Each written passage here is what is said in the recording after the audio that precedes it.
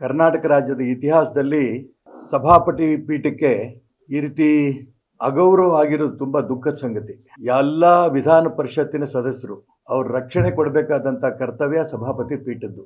ಆದರೆ ಸಭಾಪತಿ ಅನುಮತಿ ಪಡೆಯದೇನೆ ಮಾನ್ಯ ನಮ್ಮ ನಾಯಕರಾದ ವಿಧಾನ ಪರಿಷತ್ ಸದಸ್ಯರಾದ ಸಿ.ಟಿ. ರವಿ ಅವರಿಗೆ FIR ಹಾಕಿ ಬಂಧನ ಮಾಡಿ 5 ಜಿಲ್ಲೆಗಳಲ್ಲಿ ರಾತ್ರೆಲ್ಲ ಸುತ್ತಿಸಿ ಆನಂತರ ಹೈಕೋರ್ಟ್ನಿಂದ ಕಾಂಗ್ರೆಸ್ ಸರ್ಕಾರಕ್ಕೆ ಕಪಾಳ ಮೋಕ್ಷ ಆದ ನಂತರ ಬೀದಿನಲ್ಲೇ ಬಿಟ್ಟು ಹೋಗಿದ್ದಾರೆ. ನಾನು ಇದನ್ನ ರಾಜಕೀಯಕ್ಕೆ ಬಳಸಕ್ಕೆ ಇಷ್ಟಪಡಲ್ಲ. ಮಾನ್ಯ ಪ್ರಹ್ಲಾದ್ ಜೋಶಿ ಅವರು ಹೇಳಿದ್ದಾರೆ, ಸಿ.ಟಿ. ರವಿ ಅವರನ್ನ ನಕಲಿ ಎನ್ಕೌಂಟರ್ ಮಾಡೋಂಥ ಪ್ರಯತ್ನವೂ ನಡೆದಿತ್ತು ಅಂತ ಅವ್ರು ಹೇಳಿದ್ದಾರೆ. ಇತ್ಲಾಗೆ DK ಶಿವಕುಮಾರ್ ಮತ್ತು ಮಾಜಿ ಹಾಲಿ ಮುಖ್ಯಮಂತ್ರಿಗಳಾದ ಸಿದ್ದರಾಮಯ್ಯನವರು ಹೇಳಿದ್ದಾರೆ, ರವಿ ಆ ಒಂದು ಅಸಭ್ಯವಾದ ಪದವನ್ನು ಬಳಸಿದ್ರು ಅಂತ ಅವ್ರು ಹೇಳಿದ್ದಾರೆ. ರವಿ ಹೇಳಿದ್ದಾರೆ, ನಾನು ಅದನ್ನು ಬಳಸಿಲ್ಲ ಅಂತ. ಇದು ಬಳಸಿಲ್ಲ ಅನ್ನೋದ್ರ ಬಗ್ಗೆ ಸಭಾಪತಿಗಳು ಒಮ್ಮೆ ರೂಲಿಂಗ್ ಕೊಟ್ಟಿದ್ದಾರೆ. ಆಡಿಯೋ ಆಗಲಿ ವಿಡಿಯೋ ಆಗಲಿ ರವಿ ಆ ಪದವನ್ನು ಬಳಸಿಲ್ಲ ಅನ್ನೋಂಥ ಪದವನ್ನು ಅವರು ಆಗಲೇ ಹೇಳಿದ್ದಾರೆ. ಮತ್ತು ಮುಂದಿನ ತನಿಖೆಗೂ ನಾನು ಕಳಿಸಿದ್ದೀನಿ ಅನ್ನಂತ ಮಾತು ಹೇಳಿದ್ದಾರೆ. ಅದು ಹೊರಗಡೆ ಬರಲಿ. ಈ ಸಭಾಪತಿ ಪೀಠಕ್ಕಾಗಿರೋಂಥ ಅಪಮಾನಕ್ಕೆ ಈಗಿನ ಸಭಾಪತಿಗಳಾದ ಹೊರಟ್ಟಿಯವರು ಏನ್ ಕ್ರಮ ತಗೋತಾರೆ? ಇದು ವೈಯಕ್ತಿಕವಾಗಿ ಹೊರಟ್ಟಿಯವರ ಪ್ರಶ್ನೆ ಅಲ್ಲ, ಪವಿತ್ರವಾದ ಸಭಾಪತಿ ಪೀಠದ ಗೌರವ. ಈ ಸಭಾಪತಿ ಪೀಠಕ್ಕೆ ಗೌರವಕ್ಕೆ ಚ್ಯುತಿ ತಂದಿದ್ದಾರೆ ಕಾಂಗ್ರೆಸ್ಸಿನ ನಾಯಕರು. ಸುಮ್ಮನೆ ಇರ್ಬೇಕಾದರೆ ಇವತ್ತು ವಿಧಾನಸೌಧದಲ್ಲೇನೆ ಒಬ್ಬ ವಿಧಾನ ಪರಿಷತ್ತಿನ ಸದಸ್ಯನ ಮೇಲೆ ಹಲ್ಲೆ ಆಗಿದೆ ಅನ್ನಂತ ಮಾತನ್ನ ರವಿ ಅವರು ತಿಳಿಸಿದ್ದಾರೆ. ಹಾಗಾದ್ರೆ ಸಭಾಪತಿಯವರ ಹೊರಟ್ಟಿಯವರ ಜವಾಬ್ದಾರಿ ಇದ್ರಲ್ಲೇನು? ಅಕಸ್ಮಾತ್ ಅಲ್ಲೇ ರವಿಯವರ ಕೊಲೆ ಆಗಿದ್ರೆ ಏನ್ ಮಾಡ್ಬೇಕಿತ್ತು? ನಾವೆಲ್ಲ ಟಿವಿನಲ್ಲಿ ನೋಡಿದೀವಿ ಹೆಂಗೆ ಐರನ್ ರಾಡ್ಗಳು ಇರೋಂಥ ಗೇಟನ್ನ ಒದ್ದು ರವಿ ಮೇಲೆ ಹಲ್ಲೆ ಮಾಡೋಂಥ ಪ್ರಯತ್ನ ನಡೆದಿದೆ. ಎಲ್ಲ ಟಿವಿನಲ್ಲಿ ಇಡೀ ರಾಜ್ಯ ಜನ ನೋಡಿದ್ದಾರೆ. ನಿನ್ನೆ ಸಿ.ಟಿ. ರವಿ ಅವರು ಆ 10 ಜನದ ಮೇಲೆ ಕಂಪ್ಲೇಂಟ್ ಕೊಡೋ ತನಕನೂ ಕೂಡ ಅವ್ರನ್ನ ಅರೆಸ್ಟ್ ಮಾಡಿರ್ಲಿಲ್ಲ, ಅವ್ರ ಮೇಲೆ FIR ಹಾಕಿರ್ಲಿಲ್ಲ. ಇವತ್ತು ಬೆಳಿಗ್ಗೆ ಟಿವಿನಲ್ಲಿ ನಾನು ನೋಡಿದೆ, ನಾನು ರವಿ ಅವ್ರ ಕಂಪ್ಲೇಂಟ್ ಕೊಟ್ಟ ತಕ್ಷಣ ಅವ್ರ 10 ಜನದ ಮೇಲೆ FIR ಹಾಕಿದ್ದಾರೆ ಅಂತ. ನಾನಿಲ್ಲಿ ಮತ್ತೆ ಹೇಳ್ತೀನಿ, ರವಿ ಅಥವಾ ನಮ್ಮ ಸಹೋದರಿ ಲಕ್ಷ್ಮೀ ಹೆಬ್ಬಾಳ್ಕರ್ ಪ್ರಶ್ನೆ ಇದಲ್ಲ. ಸಭಾಪತಿ ಪೀಠ ಒಬ್ಬ ವಿಧಾನ ಪರಿಷತ್ ಸದಸ್ಯನ ಗೌರವ, ರಕ್ಷಣೆ ಮಾಡಬೇಕಾದಂತ ಕರ್ತವ್ಯ ಸಭಾಪತಿ ಪೀಠದ್ದು. ಹಾಗಾದ್ರೆ ಸಭಾಪತಿ ಪೀಠ ವಿಧಾನ ಪರಿಷತ್ ಸದಸ್ಯನ ರಕ್ಷಣೆ ಮಾಡೋದ್ರಲ್ಲಿ ವಿಫಲವಾಯ್ತಾ ಅಂತ ಅನುಮಾನ ಇವತ್ತು ಇಡೀ ರಾಜ್ಯದ ಜನರ ಪ್ರಶ್ನೆ. ಹಾಗಾಗಿ ಇದಕ್ಕೆ ಸ್ಪಷ್ಟ ಉತ್ತರವನ್ನ ನಾನು ಸರ್ಕಾರದಿಂದನೂ ನಿರೀಕ್ಷೆ ಮಾಡ್ತೇನೆ. ಸಭಾಪತಿಯ ಪವಿತ್ರವಾದ ಸಭಾಪತಿ ಪೀಠದಲ್ಲಿ ಕುಳಿತಿರಂತಹ ಮಾನ್ಯ ಹೊರಟ್ಟಿಯವರಿಗೂ ನಾನು ಪ್ರಾರ್ಥನೆ ಮಾಡ್ತೇನೆ, ಈ ಸಭಾಪತಿ ಪೀಠದ ಗೌರವ ಹಾಳಾಯಿತೋ ಇಲ್ವೋ, ಶಾಸಕರನ್ನ ರಕ್ಷಣೆ ಮಾಡೋದ್ರಲ್ಲಿ ನೀವು ವಿಫಲರಾಗಿದ್ದೀರೋ ಇಲ್ವೋ, ಇದನ್ನ ರಾಜ್ಯದ ಜನರಿಗೆ ಸ್ಪಷ್ಟನೆ ಕೊಡಬೇಕು. ಇದಿಷ್ಟು ಅಲ್ಲದೇನೆ, ಯಾಕಂದ್ರೆ ರಾಜ್ಯದಲ್ಲಿ ಕಾನೂನಿನ ಬಗ್ಗೆ, ಸಂವಿಧಾನದ ಬಗ್ಗೆ, ನೀತಿ ನಿಯಮಗಳ ಬಗ್ಗೆ ತುಂಬಾ ಜನ ತಜ್ಞರಿದ್ದಾರೆ. ನಾನೇನಷ್ಟು ದೊಡ್ಡ ತಜ್ಞ ಅಲ್ಲ.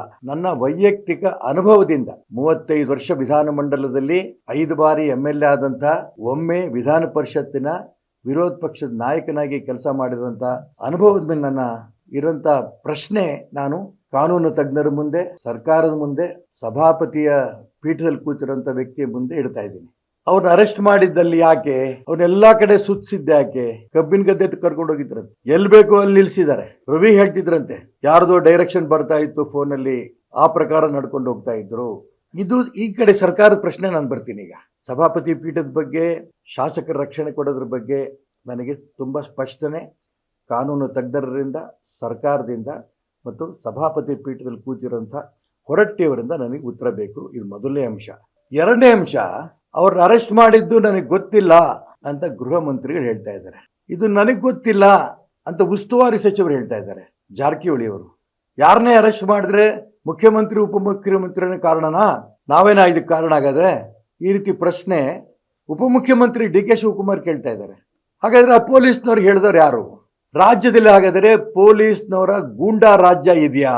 ಈಗ ಅನುಮಾನ ಬರುತ್ತೆ. ಈಗ ಪೊಲೀಸ್ ಗೂಂಡಾ ರಾಜ್ಯ ಕರ್ನಾಟಕ ರಾಜ್ಯದಲ್ಲಿ ಇದೆಯಾ ಅಂತ ನಾನು ಕೇಳಲ್ಲ, ಇದೆ. ನಾನು ಹೇಳ್ತಾ ಇದ್ದೀನಿ, ಯಾವ ಪೊಲೀಸ್ ಅಧಿಕಾರಿಗಳು ಯಾವ ಪ್ರಭಾವಿ ವ್ಯಕ್ತಿಯ ಸೂಚನೆಯಂತೆ ನಮ್ಮ ನಾಯಕ, ಗೌರವಾನ್ವಿತ ನಾಯಕ ಸಿ.ಟಿ. ರವಿ ಅವರನ್ನ ಯಾವುದೋ ಕೆಟ್ಟ ಕ್ರಿಮಿನಲ್ಗಿಂತನೂ ಕೆಟ್ಟನಾಗ ಅವನು ನಡೆಸ್ಕೊಂಡ್ರಲ್ಲ, ಈಗ ಯಾವ ಪೊಲೀಸ್ ಅಧಿಕಾರಿ ಈ ಒಂದು ಕೃತ್ಯ ನಡೆಸಿದಾನೆ? ಆ ಪೊಲೀಸ್ ಅಧಿಕಾರಿಗಳಿಗೆ ಸೂಚನೆ ಕೊಟ್ಟಂತ ಪ್ರಭಾವಿ ರಾಜಕಾರಣಿ ಯಾರು? ಇದ್ರ ಬಗ್ಗೆ ರಾಜ್ಯ ಸರ್ಕಾರ ತನಿಖೆ ನಡೆಸಬೇಕು. ಅಷ್ಟು ಕಡೆ ಸುತ್ತಿಸ್ತಿರಲ್ಲ, 5 ಜಿಲ್ಲೆಗಳಲ್ಲಿ ಸುತ್ತಿಸ್ತಿರಲ್ಲ, ರಾತ್ರಿ ಎಲ್ಲ ಎಲ್ಲೆಲ್ಲೋ ಕರ್ಕೊಂಡೋಗಿ ನಿಲ್ಲಿಸಿ ಮಾಡಿ ಯಾವುದೋ ಸ್ಟೇಷನಲ್ಲಿ ಕೂರಿಸಿ ಗಾಯ ಆದಮೇಲೆ 3-4 ಗಂಟೆ ನಂತರ ಅವರು ಬ್ಯಾಂಡೇಜ್ ಹಾಕಿದ್ದಾರೆ. ಸರ್ಕಾರದ ವೈಫಲ್ಯ, ಪೊಲೀಸ್ ಇಲಾಖೆಯ ವೈಫಲ್ಯ, ಸಭಾಪತಿ ಪೀಠದ ವೈಫಲ್ಯ ಅಂತ ನಾನು ನಿಜಕ್ಕೂ ಹೇಳಕ್ಕೆ ಇಷ್ಟಪಡಲ್ಲ. ಯಾಕೆಂದ್ರೆ ಆ ಪೀಠಕ್ಕೆ ನಾನು ಈಗಲೂ ಗೌರವ ಕೊಡ್ತೇನೆ. ಯಾರು ಇದಕ್ಕೆಲ್ಲ ಕಾರಣ? ಕರ್ನಾಟಕ ರಾಜ್ಯದ ಪ್ರಜಾಪ್ರಭುತ್ವ ಇವತ್ತು ಪ್ರಶ್ನಾರ್ಥಕವಾಗಿದೆ. ಮುಖ್ಯಮಂತ್ರಿಗಳು, ಉಪಮುಖ್ಯಮಂತ್ರಿಗಳು ಇನ್ನೂ ಹೇಳ್ತಾ ಇದ್ದಾರೆ ಸಿ.ಟಿ. ರವಿ ಅವಾಚ್ಯ ಶಬ್ದವನ್ನು ಬಳಸಿದ್ದಾರೆ ಅಂತ. ಸಿ.ಟಿ. ರವಿ ಇಲ್ಲ ಅಂತಾರೆ. ಸಭಾಪತಿಗಳು ಪ್ರಾರಂಭದಲ್ಲಿ ಆಡಿಯೋ ವಿಡಿಯೋ ಇಲ್ಲ ಅಂದರೂ ಇವತ್ತು ಮುಂದಿನ ತನಿಖೆ ಕಳಿಸಿ ನಡೀತಾ ಇದೆ. ಅದು ಹೊರಗಡೆ ಬರಲಿ. ಇವರೇನಂದ್ರು ಅವರೇನಂದ್ರು ಅದ್ರ ಬಗ್ಗೆ ಅದಕ್ಕೆ ಶಿಕ್ಷೆ ಏನು? ವಿಧಾನ ಮಂಡಲದಲ್ಲಿ ನಡೆದಂಥ ಅಶ್ಲೀಲ ಪದಕ್ಕೆ ಅಥವಾ ಸಿ.ಟಿ. ರವಿಗೆ ಸೋದರಿ ಲಕ್ಷ್ಮೀ ಹೆಬ್ಬಾಳ್ಕರ್ ಹೇಳಿದ್ದಕ್ಕೆ ಅದಕ್ಕೇನು ಉತ್ತರ?